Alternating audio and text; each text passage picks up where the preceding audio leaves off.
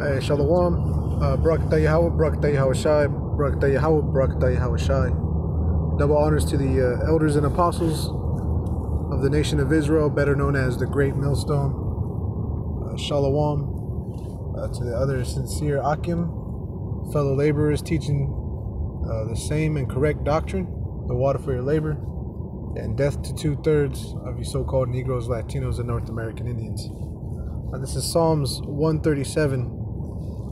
It says, "By the rivers of Babylon, there we sat down, yea, we wept when we remembered Zion. We hanged our harps upon the willows in the midst thereof.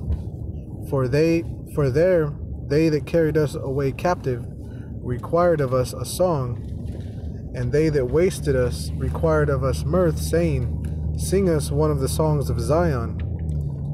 How shall we sing the Lord's song in a strange land, if I forget thee, O Jerusalem?" Stay on the 101. How shall we sing the Lord's song in a strange land?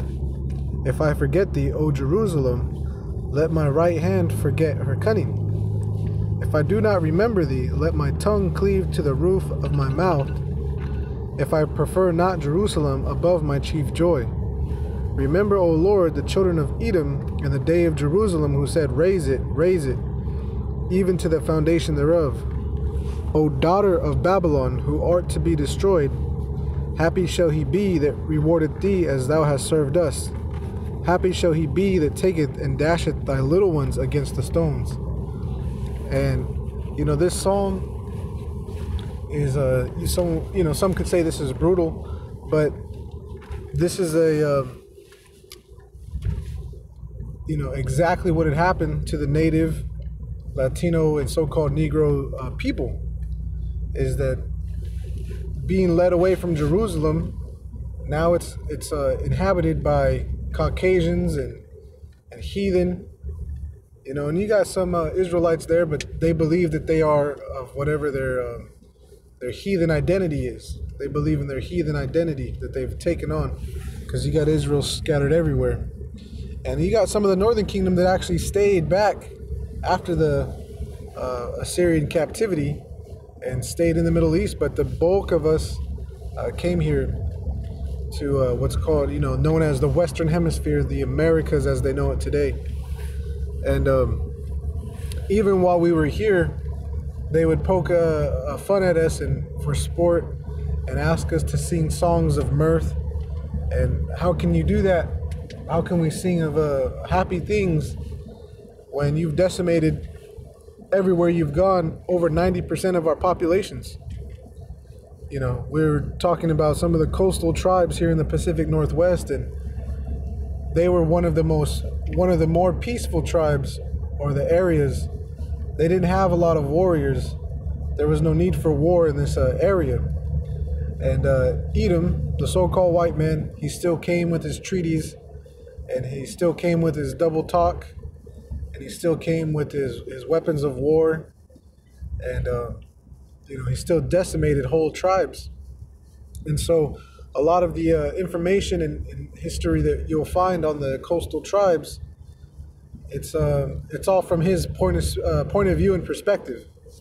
You don't get a lot of information from the actual natives themselves, because the majority of those that survive in these instances of oppression and killing are those that have given up a long time ago and who are willing to bury the truth.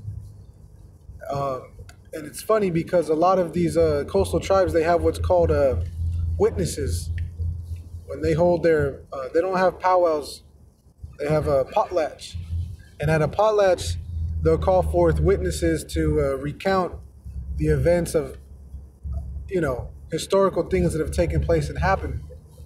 And so being able to find little on the internet from the coastal point of view of a lot of these things that went down and took place, it leaves one to believe that, well, no one survived that was going to tell the tale properly, or the tale now will be fabricated, basically.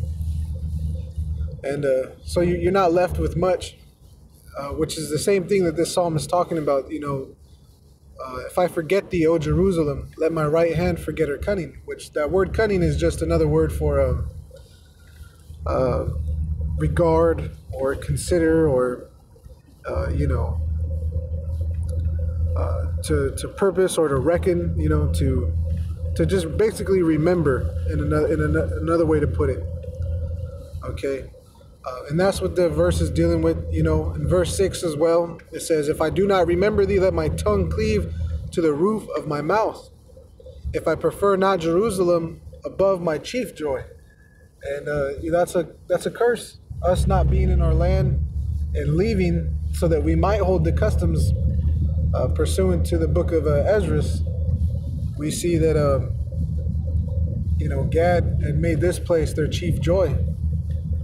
And they forgot about Jerusalem. Even so much to where these coastal tribes started eating a lot of abominable foods, you know, and a lot of them, while they were trying to resist, you had a lot of them, their own family members too, that would go and warn the Edomite settlers, and they would warn them of things that were going to come and take place, and so they were setting themselves up for disaster. And you know, just kind of reading this psalm just kind of brings a lot of that into light. So what happened is they've destroyed us. So as the rest of the psalm states at the end, we're going to destroy them and do away with them as they have done away with us. And that's fair. That's equal treatment. That's fair, equal treatment. So anyway, with that, we'll wrap it up and say shalom.